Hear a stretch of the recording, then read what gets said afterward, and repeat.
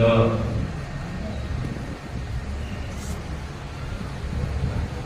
الحمد لله وكفى وسلام على عباده الذين اصطفى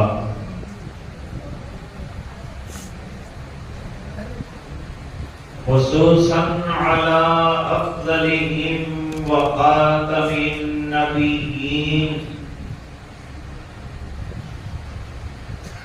محمد الأمين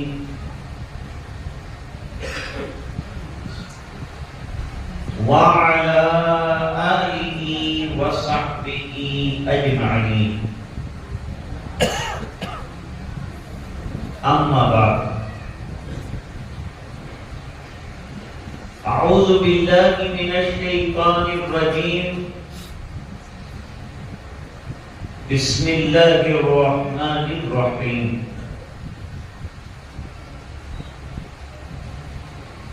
يا أيها الذين آمنوا قوا أنفسكم وأهليكم نارا وقودها الناس والحجارة صدق الله العظيم. وقال النبي صلى الله عليه وسلم ألا كلكم راع وكلكم مسؤول عن رعيته أو كما قال عليه الصلاة والسلام. اللهم صل على سيدنا محمد وعلى آل سيدنا محمد وبارك وسلم.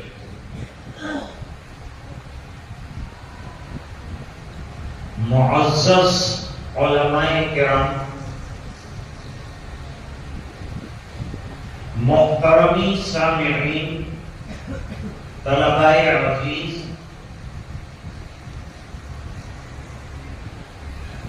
پس پردہ سن رہی دینی ماں بہنیں،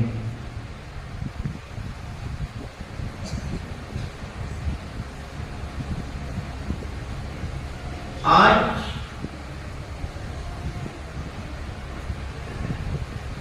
شہر اور اکناف اور اطراف میں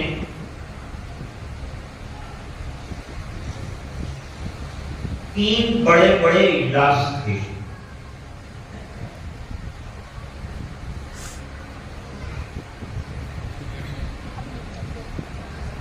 لیکن آپ کی اتنی بڑی تعداد میں یہاں تشریف آوری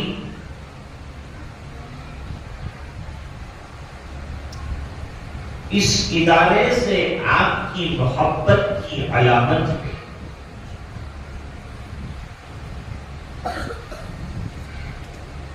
اللہ تعالیٰ اس محبت کو باقی اور برقرار رکھے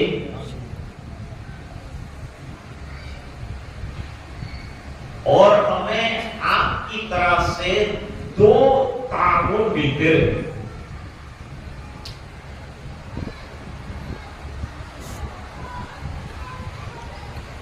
آپ کو معلوم ہوگا کہ مدرسوں کی پراپرٹیاں نہیں ہوتی،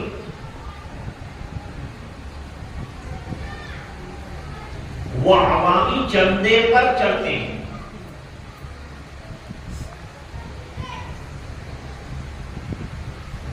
یہ بات حضرت مولانا قاسم العلوم نانوتوی رحمۃ اللہ علیہ نے دارالعلوم دیوبند کے دستور میں رکھی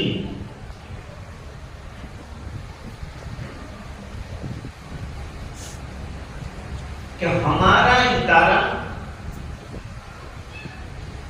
نہ حکومت سے گرانٹ لے گا، نہ ان کی ماتحتی میں رہے گا، نہ پراپرٹیاں بسائے گا،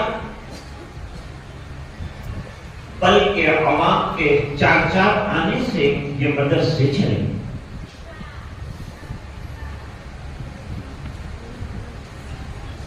بزرگوں کی باتوں میں بڑی حکمتیں اور مصلحتیں ہوتی.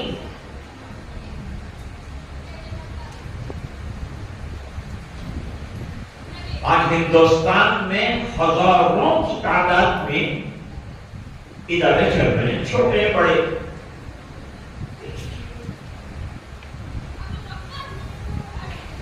اور سب دو بنیاد پر چلتی ہیں.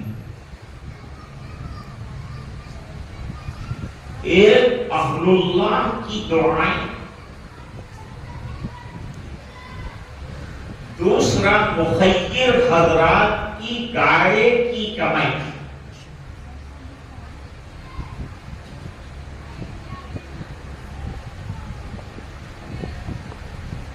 یہ محض اللہ تعالی کا فضل و کرم ہے.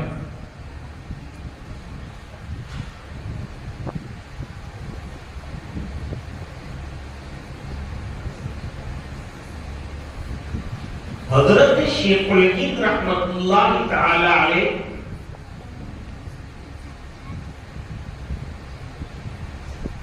دو سال تقریباً مالٹا میں ہندوستان کی آزادی کے سلسلے میں قید رہے.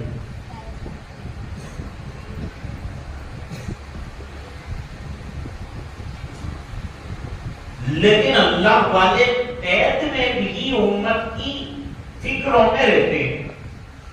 کوئی ٹینشن میں نہیں آ جاتی کہ میں کب چھوڑوں گا، بلکہ یہ فرصت کے غنیمے میں وہ غور و فکر کرتے ہیں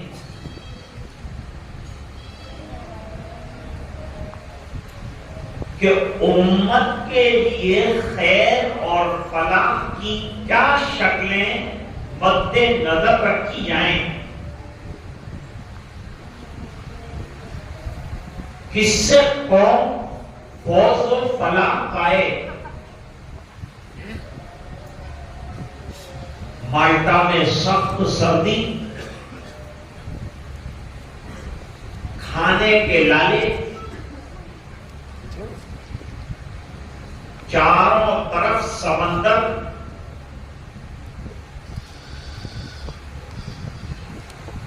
اور اسیری کا زمانہ.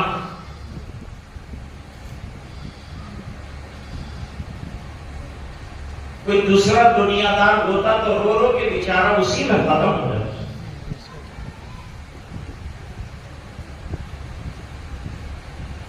لیکن اللہ والوں کو قید کی دیواریں مقید نہیں کر سکتی.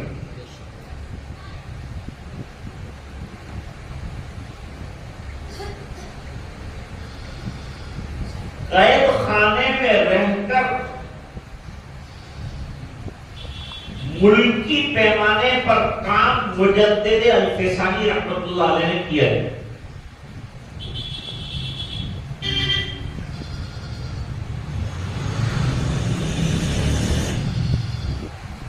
مرحوم ابن تیمیہ رحمت اللہ علیہ کو قید کیا گیا ہے. وہ علاقے کے بہت بڑے مسلم تھے، بدعات خرافات دور کرنے میں ان کا بڑا حصہ رہا. قید کر دیا گیا. مظلومیت کے ساتھ قید خانوں میں رہنا انبیاء کی تاریخ ہے. حضرت یوسف علیہ السلام کا کیا جرم تھا، لیکن ایک عرصہ دراز تک قید خانے میں رہے.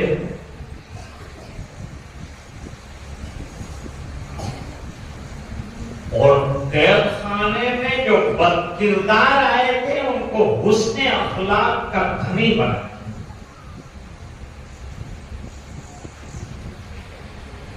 مجدد الفسانی رحمت اللہ علیہ قید خانے میں رہے، لیکن مکتوبات باہر بھیجتے رہے. اس سے اصلاح ہوئی. مکتوبات سے قوم کی اصلاح ہونے کا یہ ایک واحد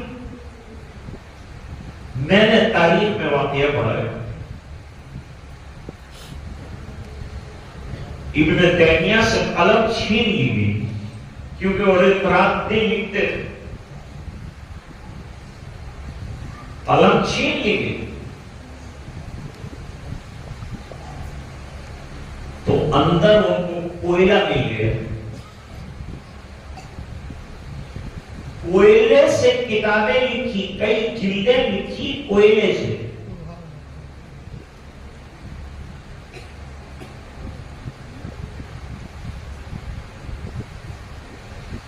اور اقبال نے عجیب بات کہی،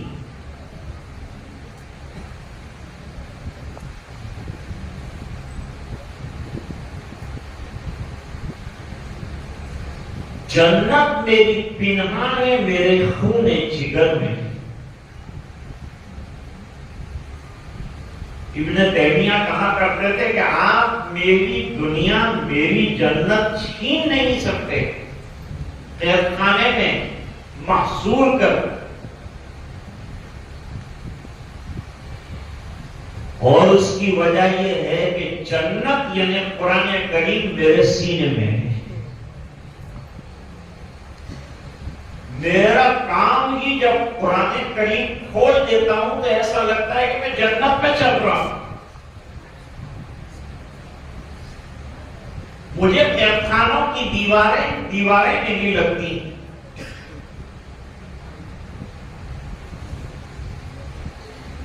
فرمایا یہ سلاخوں کے پیچھے بند کر کے آپ میرے خیالات اور میرے تاثرات کو مغیر نہیں کر سکتے.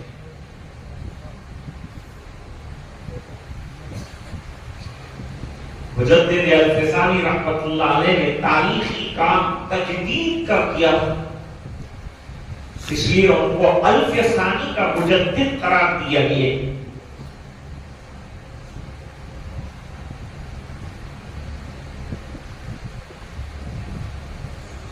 مولانا آزاد نے قید خانے کے زمانے میں چھوٹی سی ادبی کتاب شاہکار لکھی جس کا نام غبار خاطر ہے. ادب میں اس کا اونچا مقام ہے، اردو ادب.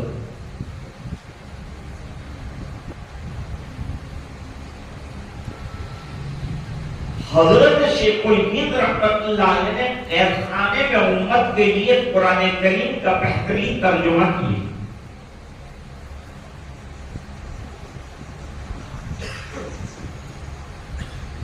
اور پھر علماء کے سامنے پیش کیا اور یوں فرمایا کہ اگر مناسب محسوس ہو لگے تو اس کو امت کے سامنے پیش کیجیے.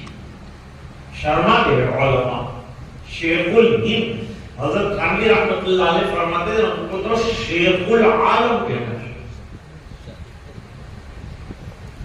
اس بنا پر کہ یہ لمیٹیڈ کر دیا، شیخ الہند ہند تک محدود کر دیا. اور فرمایا اسیر مالٹا کیوں لکھا، ان کو امیر مالٹا لکھتے.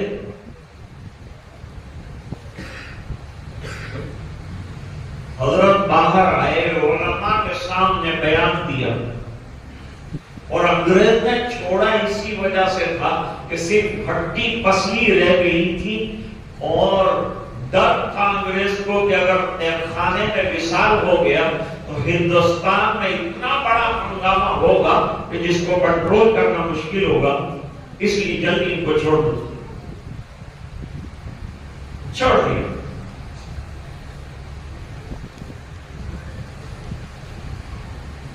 اب باہر آنے کے بعد نظریاتی طور پر کیا سوچ کر رہے ہیں یہ معلوم کرنے کے لیے علماء جمع ہو. حضرت نے بیان کیا بڑوں کے جو تجربات ہوتے ہیں وہ معمولی نہیں ہوتے، اس کے پیچھے برسوں کی سوچ اور غور اور فکر کام کر رہا ہوتا، امت کا درد لگا ہوا.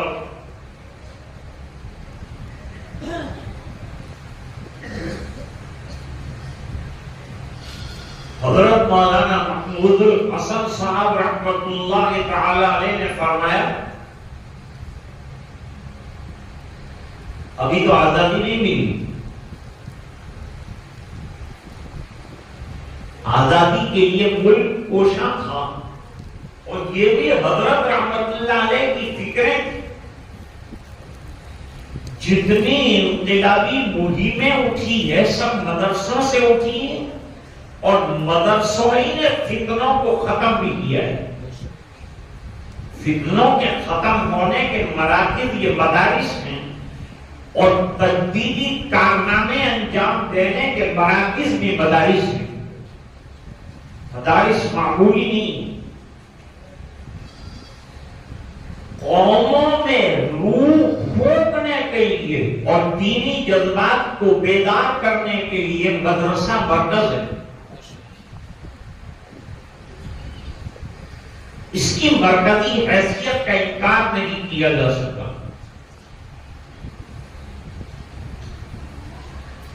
حضرت نے فرمایا غور کرنے کے بعد دو نتیجوں پر پہنچا. نمبر ایک،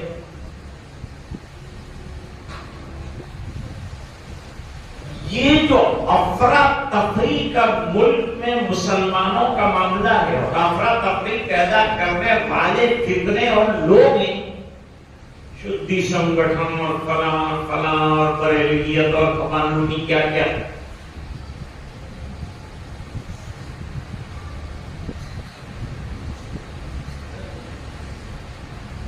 مسلمانوں کو مجتمع ہونا پڑے گا.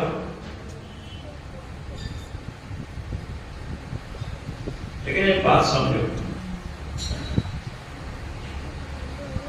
مسلمانوں نے اجتماعیت کی محنت تو کی ہے، پھر کسی طرح سے یہ ایک بینر کے نیچے جمع ہو جائے. جمعیت نے محنت کی، الحمدللہ جمع کیا، پرسنل لوگ بورڈ میں جمع ہوئے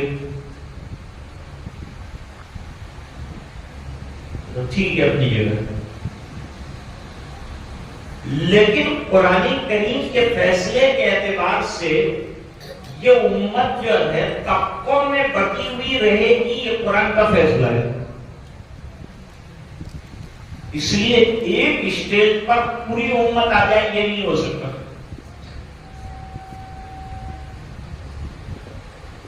ایک رات بزرگ سجدے میں روئے،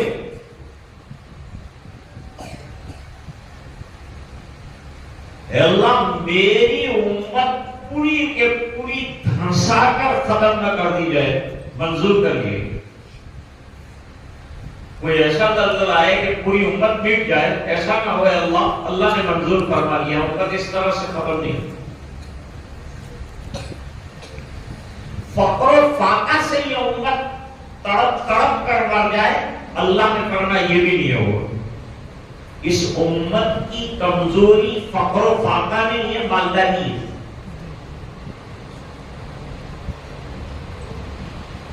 یہ امت مالدار امت ہے. اللہ تعالیٰ نے علم بھی بہت عطا کیا ہے اس امت کو، اور الحمدللہ مال کی بھی کمی نہیں. بس خالی جیب تنگ رکھتے ہیں اور دیتے نہیں، یہ کمی. باقی مال بہت. ایک طالب علم کی استعداد کے بارے میں بحث ہو رہی، ان کی استعداد بہت اچھی ہے. تو پوچھا گیا کہ کیا استعداد ہے؟ فرمایا ترجمہ سمجھ میں نہیں آتا اور عبارت پڑھ نہیں سکتے، باقی استعداد نہایت بنتا ہے. یہ امت کا بھی حال یہ ہے کہ مال بہت ہے، لیکن امت خالی زکات جیسی کہ بیت المال میں نکلتی تھی، ایک ایک رسی اور ایک ایک پائپ کی مجتمع کر کے نکالے تو امت میں کوئی غریب نہیں رہے گا. لیکن ہماری بے ترتیبی، یاد رکھو کہ زکات کا پہلا مصرف اگر کوئی بہترین ہو سکتا ہے تو یہ ادارے ہیں. اور علماء موجود میں ایک اور بات آپ کو کہنا چاہتا ہوں، کیوں زکات پر چلاتے ہو اداروں کو زکات پر کیوں چلاتے ہو؟ کیا شادی زکات سے کرتے ہو؟ مہنیاں زکات سے کرتے ہو؟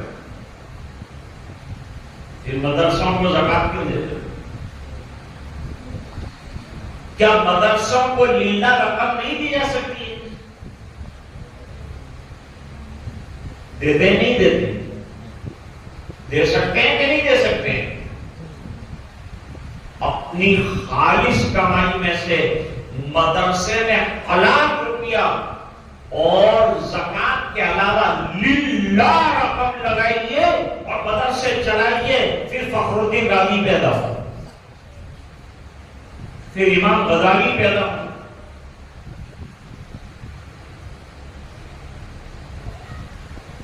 اب تو بچوں پر پابندی آ گئی۔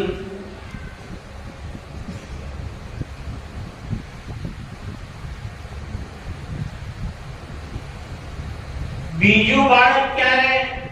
پہلو پڑھوا جائے، 2 سے آگے جانے کی اجازت نہیں، 2 بچے۔ لیکن پہلے جو ہے، اب یہ لوگ اصل میں ڈر گئے، اگر یہ 10 بچے پیدا کریں گے، 4 شادیاں کریں، اتنی اولاد ہو جائے گی، میجورٹی ان کی ہو جائے گی، ہم لوگ مائنورٹی میں آ جائیں گے، تو انہوں نے پابندی لگائی بچے مت ہونے دو مسلمان۔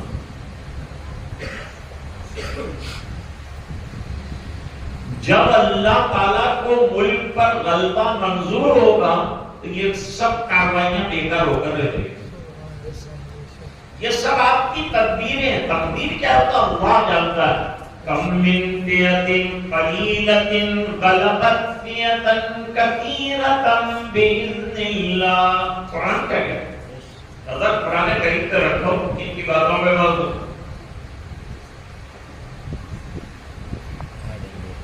واحد العین اٹل بہاری واجپئی صبح میں کچھ کہتے تھے، شام کو پلٹتے تھے۔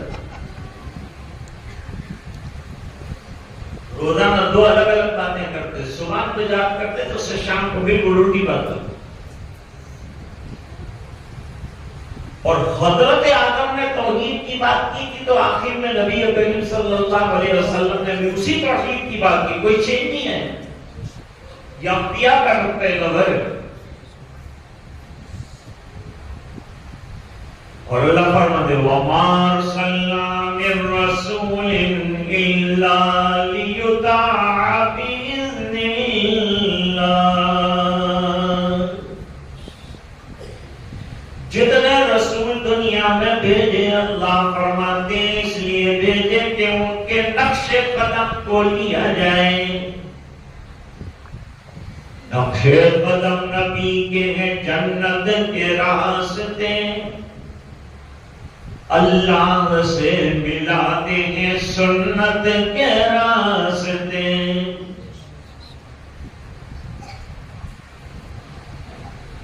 نہیں مسکان بگاڑے گا کوئی کیا، نہیں مطلب خادمی صاحب کا شعر ہے۔ نہیں مسکان بگاڑے گا کوئی کیا، خدا جس کو بنانا چاہتا ہے۔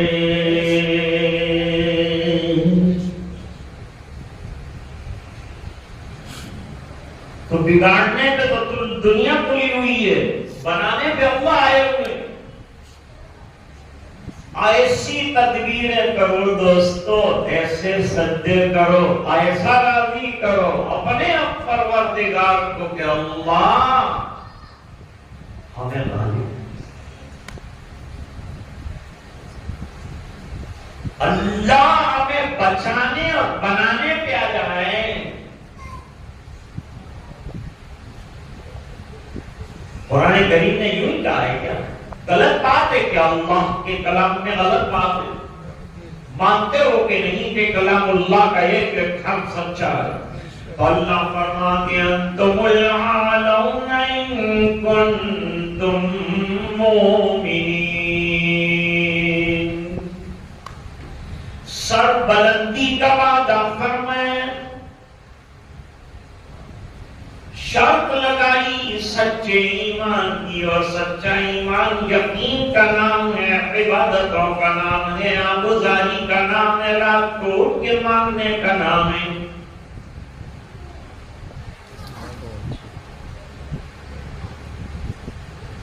اتنے حالات میں بھی الحمدللہ ہندوستان میں اسلام کا چراغ جل رہا ہے.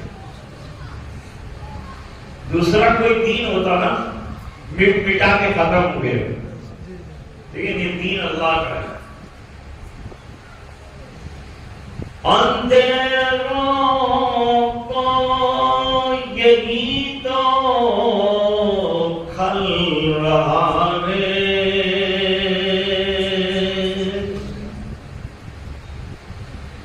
اندھیروں کو یہی تو کھل رہا ہے،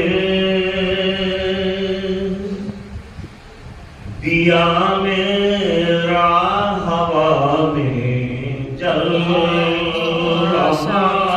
ہے.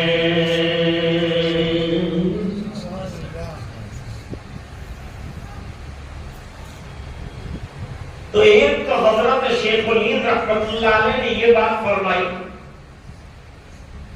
وہ بھی محمود اور یہ دارالعلوم محمود، یا اس کی نسبت اور ہے. ہمارے حضرت محمود مفتی محمود صاحب رحمت اللہ تعالی علیہ، جو حضرت مولانا عبد القیوم صاحب دامت برکاتہم کے شیخ اول تھے، ان کے مبارک نام پر اس ادارے کا نام محمودیہ رکھا ہے. تو مجھے امید ہے کہ اس کی عاقبت محمود ہو.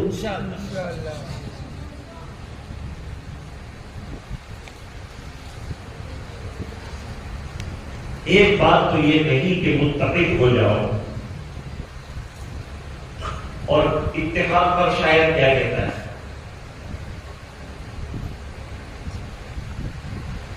بکھرے تو پھر زمانے کی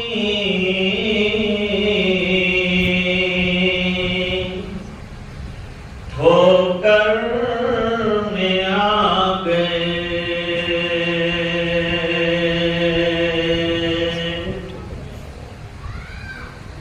بکھرے تو پھر زمانے کی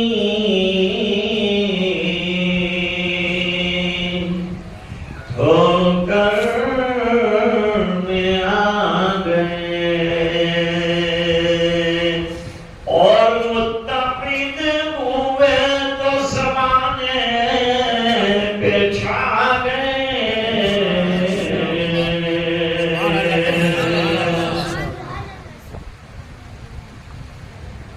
پہلی بات تو یہ تھی، اور دوسری بات فرمائی کہ گھر گھر میں، ہر محلے میں قرآن کریم کے مکاتب قرآنیاں قائم کر دیے جائیں. یہ ہماری بقا کا ذریعہ ہے. جتنے ادارے ہیں کم ہیں دوستوں، بھی اور اداروں کی ضرورت ہے، اور مدرسوں کی ضرورت ہے، مکاتب کی ضرورت ہے. اس بنا پر کہ ہمارے بچوں کو کچھ نہیں چاہیے تو قرآن کریم ضرور چاہیے.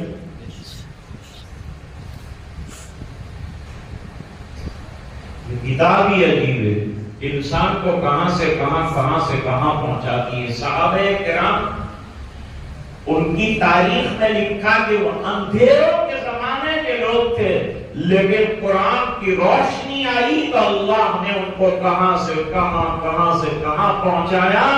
جو بکریاں نہیں چلا سکتے تھے انہوں نے دنیا چلا. یہ اللہ نے کرم فرمایا. قرآن کریم ایسی لاجواب کتاب ہے. ذالک الکتاب لا ریب فیہ ہدی للمتقین. آپ اب تک کو کیا سمجھتے ہیں؟ یاد رکھیے بخاری شریف پڑھنا آسان ہے، کیونکہ وہ تو سب پڑھا کر آئے. اب وہ پڑھیں گے اور استاد کو نہ پڑھانا ہو تو یوں فرماتے ہیں کہ پہلے آ چکا ہے، آگے چلیے. تو وہ تو اس طرح سے بھی ختم کر دیں.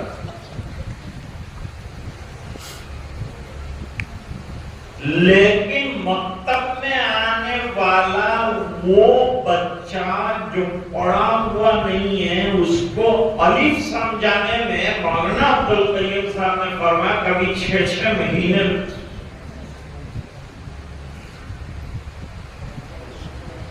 یہ جو ڈنڈے کی طرح جو کھڑا ہے اسے الف کہتے ہیں، اور یہ قلم کی طرح جو لیٹا ہے اس کو با کہتے ہیں۔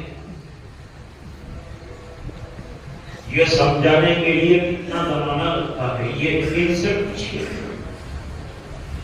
کہ کس قدر دشوار کام ہے۔ اور یہاں الحمدللہ بنیاد سے تعلیم دی جاتی ہے، نورانی قاعدہ کیوں پڑھاتے ہیں؟ صاحب رپورٹر تھے، انہوں نے مجھ سے سوال کیا کیونکہ وہ القاعدہ کا زمانہ چل رہا تھا، القاعدے کے زمانے میں انہوں نے مجھ سے پوچھا کہ آپ کے مدرسے میں یہ القاعدہ کیوں پڑھاتے ہیں؟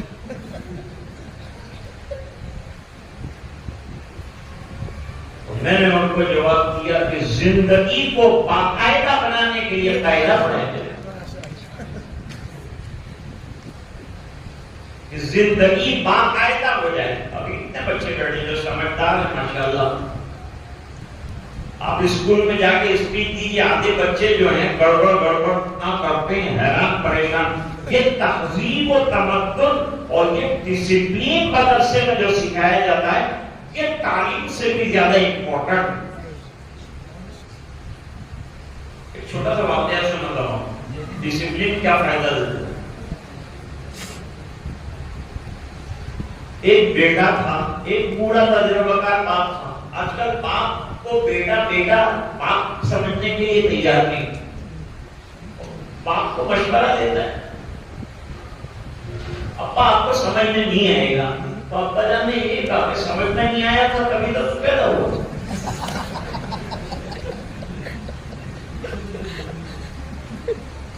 10 بچے پیدا ہوئے تو سمجھ میں نہ آنے سے پیدا۔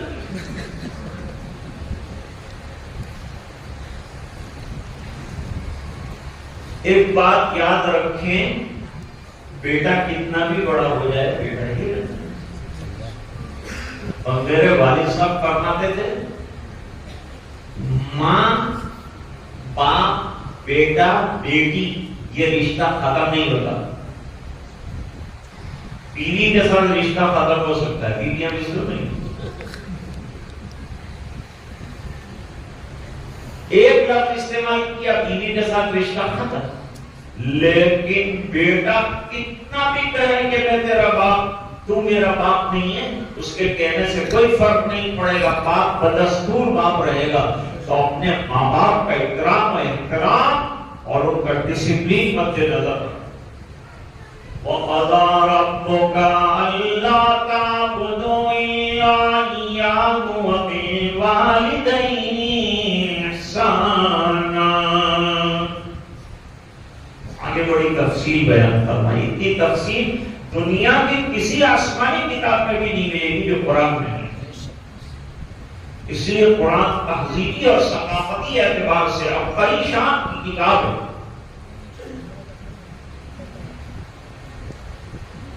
اب بیٹے کو باپ ہمیشہ جو ہے چھوٹی چھوٹی بات پر ایک سپیچ جل رہی ہوتی، بیٹا کہاں چل رہا ہے پنکھا بند کر دو، ابا جان کیا ہمیشہ ذرا دیکھ بیٹا وہ بالٹی میں سے پانی ٹپک رہا تھا اس کو ٹھیک کر، بیٹا دیکھ دروازہ کھلا رہ گیا تو چٹکا نہیں لگا، بیٹا دیکھ وہ نل ٹپک رہا ہے ذرا سا اچھی طرح بند کر لے، بیٹا دیکھ وہ کچرا پڑا ہے ذرا صاف ستھرا کر لے۔ اور اس کے مزاج میں وہ چیز آ گئی، نہ کہتا تھا لیکن مزاج کے اندر ایک بات آ گئی، ابا جان ہمیشہ ہر چیز پر ٹوکتے رہتے تھے، اب جو ہے وہ بڑا گریجویٹ ہو گیا، گریجویٹ ہونے کے بعد اس کو نوکری کی تلاش ہے۔ تو ایک بڑے پروجیکٹ کے اندر انٹرویو آئے،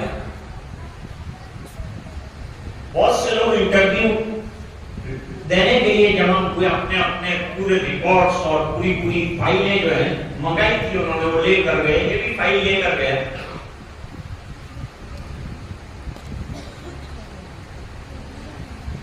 اور سب لوگ جو ہیں وہ سب نے اپنی اپنی فائلیں دے دی،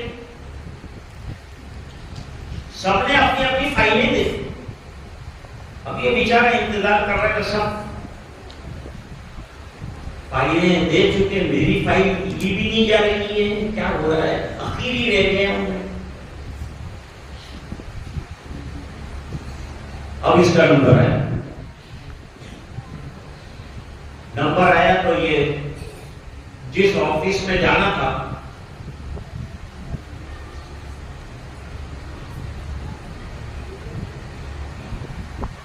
اس آفس میں جانے لگا، تو آفس میں جاتے ہوئے راستے کے اندر دیکھا کہ پنکھا خامخواہ چل رہا ہے، کوئی نہیں ہوا، تو اس نے سوئچ آف کر۔ آگے ایک جگہ جو ہے واش بیسن کے اندر نل ٹپک رہا تھا، بند کر۔ آگے ایک جگہ لائٹ جل رہی تھی اور کوئی وہاں بیٹھنے والا نہیں تھا، روشنی بند کر۔ اس طرح کرتے ہوئے دفتر میں پہنچ گئے، اپنی فائل پیش کر دی، وہ باقی کے پاس آ کر وہاں بیٹھ گیا، سب کو بلایا، سب کی فائلیں واپس کر دی اور اس کو کہا تم ابھی تھوڑی دیر اور بیٹھو۔ اور میں تم کو سلیکٹ کیا ہے، مجھ سے بڑے گریجویشن کے لوگ تھے، ان کو سلیکٹ نہیں کیا، مجھے سلیکٹ کیا، حالانکہ مجھے کوئی کوئسچن، کوئی آنسر، کچھ ریپلائی کچھ بھی نہیں دیا گیا، اور مجھے جو ہے آپ نے ایکسپٹ کیا، کیا ہوا؟ کہا یہ سب جگہ ہم نے کیمرے لگائے ہیں، جو جہاں تم کو بٹھایا تھا نا وہاں سے لے کر ہماری آفس تک ہم نے سب کیمرے لگائے، اور وہ جان بوجھ کر وہ سوئچ چھوڑی تھی، وہ نٹ ٹپکایا تھا، وہ روشنی جلائی تھی کہ دیکھیں یہ جو ڈگری ہولڈر ہیں بڑے بڑے، ان کو کوئی سماجی اعتبار سے نقصان نفع کا خیال بھی ہے کیا؟ سب اپنی ڈگریوں کی زام میں اور اپنے سرٹیفکیٹ پیش کرنے میں لگے رہے، اور تم نے یہ تہذیب کہاں سے سیکھا؟ میں نے کہا مجھے روزانہ ڈانٹتا تھا ہر چیز پر، تم نے جو ہے ڈسپلین کی وجہ سے ہر چیز کو ٹھیک کرتا ہوا آپ کے دفتر تک پہنچا، کہ وہ چیز ہمارے کیمرے کے اندر یہاں قید ہوئی، ہم اسکرین پر تیری نقل و حرکت دیکھ رہے تھے، تو اب تجھے سلیکٹ کرتے ہیں، یہ تیرے بات کی ٹوٹنے کی برکت ہے، تجھے سلیکٹ کر لیا۔ زندگی کو سسٹمیٹک بنانا وہ تو مدرسوں میں آئیے، کالج کے کسی بچے کو میں نے اتنا ڈسپلین نہیں دیکھا جتنا کہ مدرسے کے طلباء کے اندر میں نے ڈسپلین دیکھا اور ان میں اخلاقی بلندیاں دیکھی۔ ہمارے یہاں سب سے بڑی چیز یہ ہے کہ ہم اخلاق نبوی صلی اللہ علیہ وسلم کی تعلیم دیتے ہیں۔ میں نے جو آیت پڑھی آپ کے سامنے سے اس کا ترجمہ کر دیتا ہوں کہ اللہ تعالیٰ کیا فرماتے ہیں۔ قرآن کا ایک حرف سچا ہے۔ اللہ فرماتے ہیں، سورہ تحریم کی آیت مبارکہ ہے، اے ایمان والو، خطاب ایمان والوں کو کیا، اس بنا پر ماننے کا جذبہ جن لوگوں میں ہوتا ہے وہ ہے ایمان والے، اور خطاب وہی سے کیا جائے گا جو مانتے ہیں، جو نہیں مانتے ہیں، جن کو سرے سے ایمان ہی نہیں ہے، ان کو کہنا بیکار ہے۔ اس بنا پر یا ایھا الذین آمنوا فرمایا۔ آگے فرمایا قوا انفسکم، اپنے آپ کو بچاؤ، وَأَهْلِيكُمْ، اور اپنے فیملی ممبرز کو بھی بچاؤ، کیونکہ تم اس کے ذمہ دار ہو۔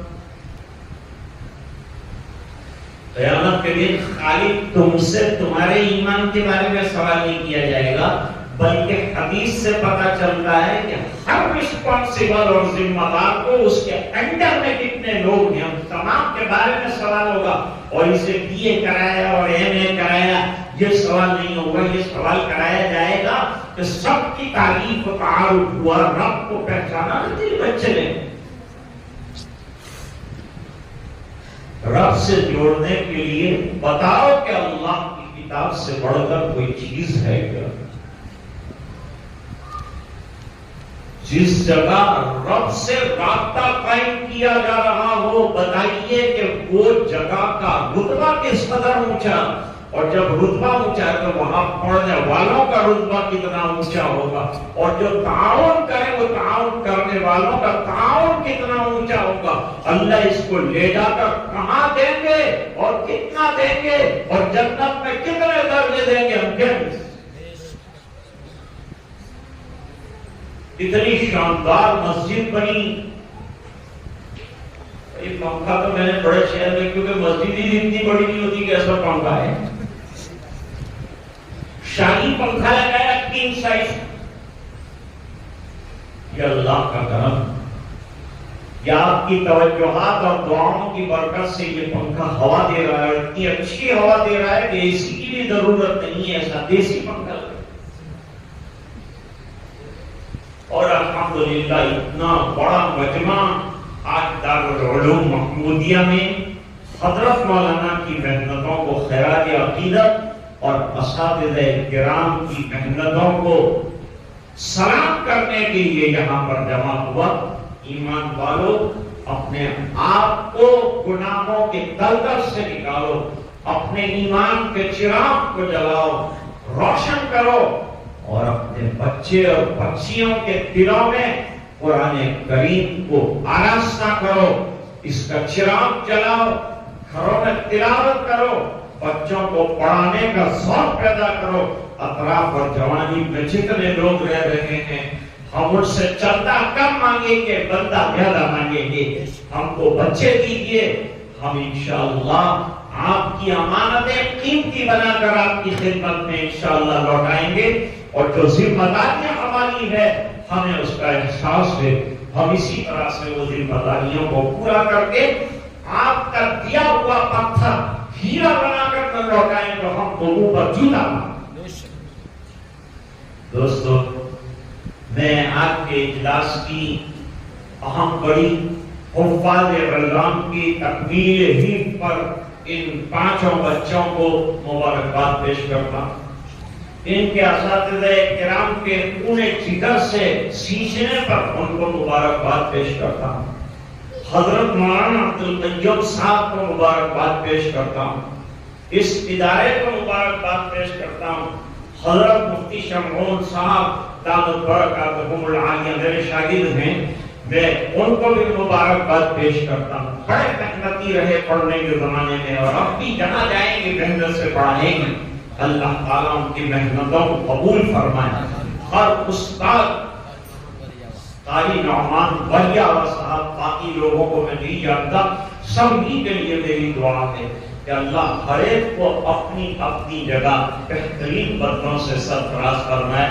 آج حضرت مولانا کی دعوت پر ہمارے حضرت مولانا تشریف لائے, پانولی سے دونوں حضرات تشریف لائے, اور بھی جلیل القدر علماء حضرت کی دعوت پر تشریف لائے.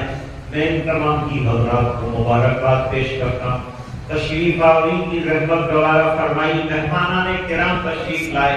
حضرت مولانا بھی اپنی سرگرمیوں کو چھوڑ کر ادارے کے لیے آئے. اللہ تعالیٰ سب کو جزائے خیر عطا فرمائے. انہی گزارشات پر آج کی بات کو ختم کرتے ہیں.